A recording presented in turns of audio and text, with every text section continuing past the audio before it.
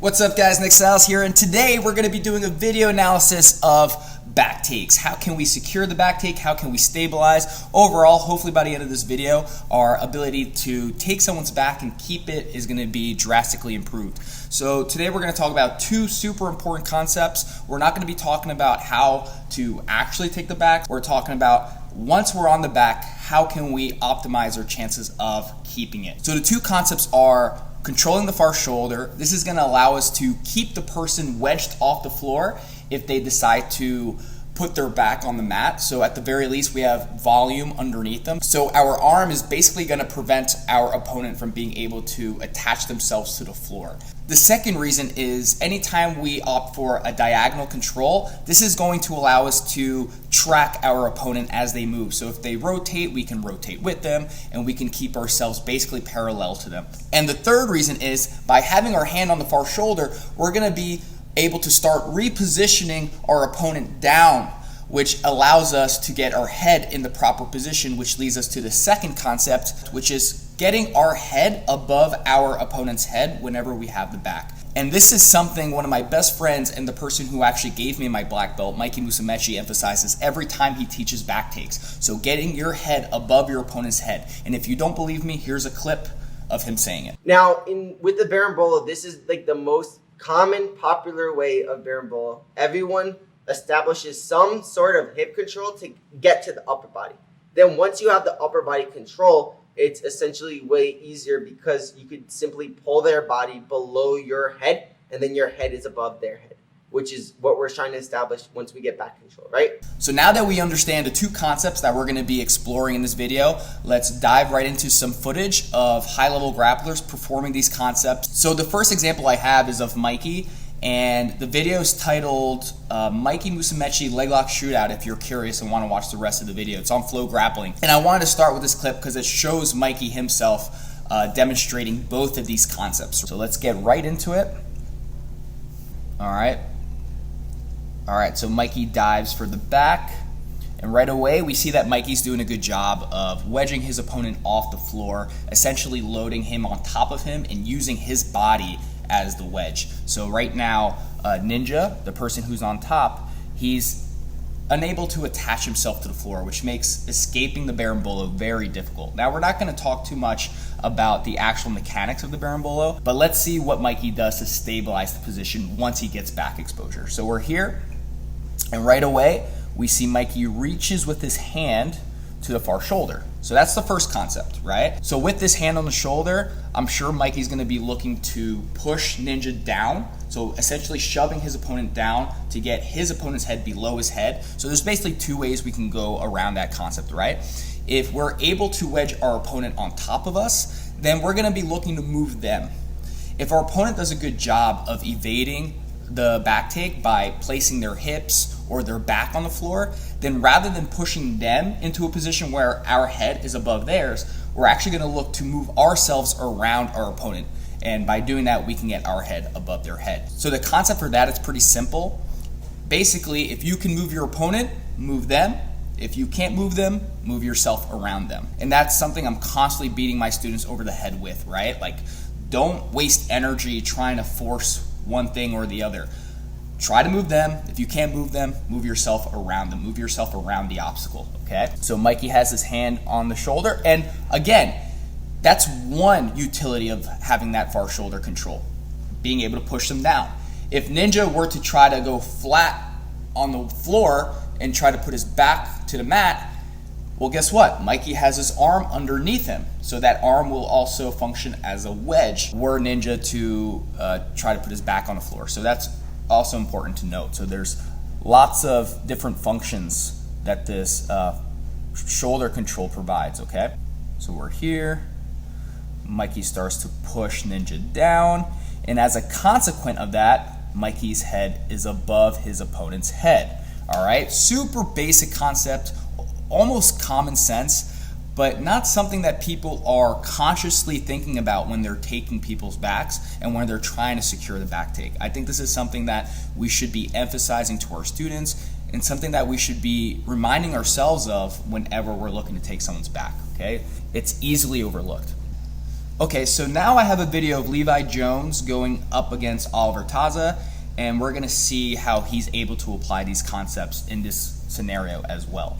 Cues for So him again, game plan. right away, Levi rolling through for the berimbolo. He actually did a face down bolo variation on this one. You know, if you don't know what that is, comment down below, and we can do a video breakdown of that as well. None of that now. Levi's instantly attacking the back here. Through, he's attaching himself to the hips, right? Because essentially, whenever you're performing a berimbolo, the idea is to climb your opponent. So we understand the different layers of guard passing in terms of like getting past the feet, getting past the knee line, controlling the hip line, and moving linearly towards the shoulders, right? Well, this same concept applies to berimbolos. Whenever you're spinning under someone, the idea is that you're going to be climbing your control towards the shoulder. So you first have to control their hips, get their hips wedged off the floor. Once you're able to wedge the hips off the ground, now you can start to climb towards the shoulder. And then from there, you can start applying the concepts that we're exploring in this video.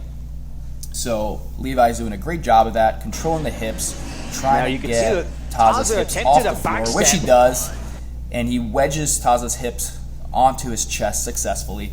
And something I want to note here real quick is how Taza's using this hand to frame, right? So if Taza allows his body to be perpendicular to the floor, he's giving Levi back exposure. So of course he's going to try to chest escape. He's going to try to frame Levi so Levi can't close the gap in an effort to get his back on the mat. So basically, if Taza can maintain distance, get his back to the floor, he can start to shimmy away and recover his hips back to the ground, and then he's safe. So essentially, he needs to displace his body away to get his hips back down on the floor, off of Levi's chest. So let's see how Levi deals with this. And in doing so created back exposure. Levi still trying to keep those hips off the floor. For Jones Leary, who Taza still trying to frame to create space to get his back on the mat. uses that formidable. And right away, Levi does something super technical, which is he grabs that framing arm and he uses it to lift Taza off the ground to create far shoulder exposure. So if you can control that near arm, you can use it in conjunction with your lower body to carjack your opponent up and create space for you to control that far shoulder. Bolo to start climbing up. Which he does. So right away, you're watching this.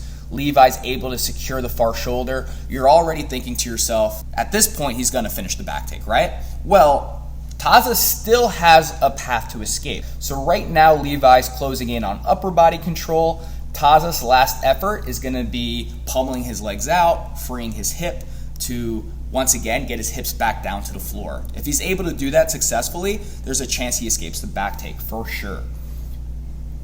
But it seems like Levi is going to be able to pull Taza to the other side, get his head above Taza's head, and then at that point, it's really difficult to escape. Locking the body triangle after a furious. All right, so we watched a clip of Mikey applying those two concepts. Now we saw a clip of Levi applying those two concepts. So I have one more clip for you, and this one's going to be slightly different because the opponent in this case is going to be able to get their hips on the floor. So like we discussed previously, if your opponent is able to get their hips on the floor, rather than moving them below your head, you're probably going to have to climb them and get your head above their head. All right, so the clip is Gordon Ryan versus Gary Tonin at the 2019 ADCC World Championships. You've probably seen this clip before, but maybe not in the context of these two concepts. So let's give it a look. Ryan and make fun of him all the time, every time we'd see him, and then, you know, Gordon, the protege of Gary and Tom DeBlas. Nice. So as we can see, Gordon dives through for a leg drag position, but it's not a leg drag position in the traditional sense. Like, he's not looking to pass. He's actually using the leg drag position to once again try to wedge his opponent on top of him. So what's interesting about this is Gordon is actually using what we call a partial frontal control. So he's wrapping his arm around Gary's thigh, and this is going to provide him control over Gary's hips and it also allows you to be able to switch to a body lock rather easily. This is slightly different than the previous video we saw where Levi was able to implement a full frontal control, okay? So full frontal meaning that Levi was able to bind both of Taza's legs with one arm. And this is something you're gonna look to do when your opponent is putting their legs together.